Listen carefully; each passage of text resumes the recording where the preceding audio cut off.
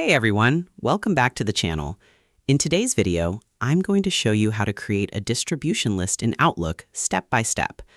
This is a really useful feature, especially if you regularly send emails to the same group of people, like a project team, a class group, or even a community organization.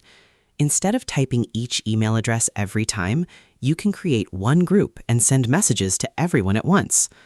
Also, just a quick note before we begin. What used to be called a distribution list is now known as a contact group in the newer versions of Outlook.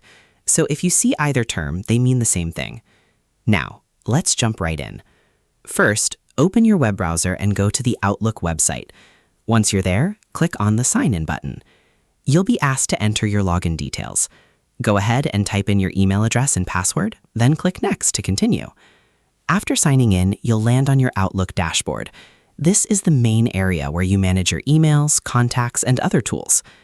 Now, look at the top left corner of the screen. You'll see an option labeled People. Go ahead and click on it.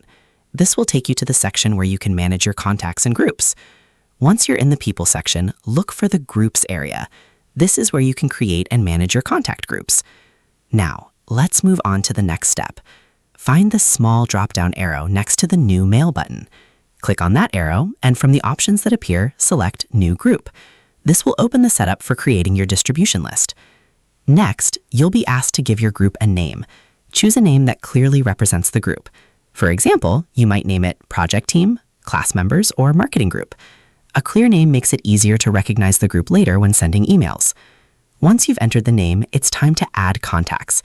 You can do this by selecting people from your existing contact list or by manually typing in their email addresses. If you already have a list of emails prepared, this step will be much faster. Take your time here and make sure you include everyone you want in the group. After adding your contacts, review everything carefully. Make sure the group name is correct and all the right people are included.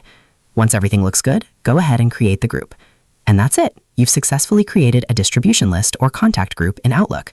Now, whenever you want to send an email to this group, you can simply select the group name instead of adding each person one by one. This saves time and helps you avoid missing anyone. Before we wrap up, here are a couple of quick tips. Use clear and meaningful names for your groups so you can find them easily later, and always double-check your contact list to make sure it stays updated. Keeping your groups organized will make your communication much smoother and more efficient. If you found this video helpful, don't forget to like, share, and subscribe to the channel. Also, feel free to leave a comment below if you have any questions or need help with anything else.